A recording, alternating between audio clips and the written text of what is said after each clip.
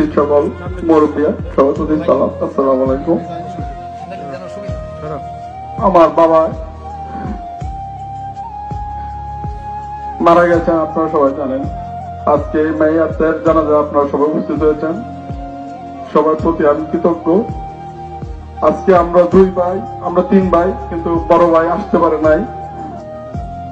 আজকে আমি বিগত 7 মাস জেলে ছিলাম, জেল থেকে আজকে আমার বাবার জানাজা আসতে হবে, এটা আমি জীবনে কল্পনা করি নাই। আমার বাবা যদি কোনো ভুল ত্রুটি করে থাকে আপনারা মাফ করে দেবেন। আমরা 2 ভাই রাজনীতির সাথে জড়িত ছিলাম, আমাদের জানা মতো আমরা কোনো সময় কারো ক্ষতি করি নাই।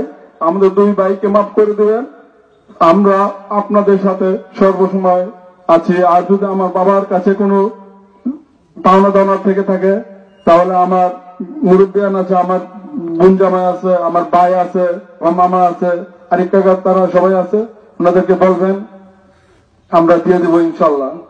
আর আমার বাবা সবার সাথে চলাফেরা করেছে, যদি আমার বাবার কথায় কোনো কষ্ট পেয়ে থাকেন আল্লাহর হস্তে আপনাদের কাছে ভিক্ষা চাই, আমার বাবাকে মাফ করে দিবেন।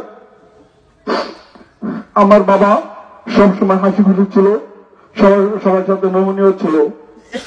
আজকে আমার বাবার জানাজায় মানুষ মরণশীল, কিন্তু একটা আফসোস থেকে যাবে, আমরা 2 ভাই বাবার পাশে ছিলাম না।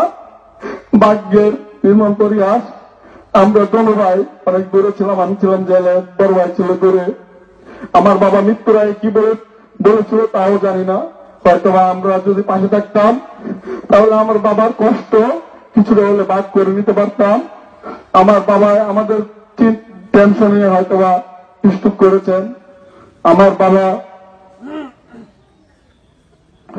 বাবার জন্য সবাই দোয়া করবেন এই বলে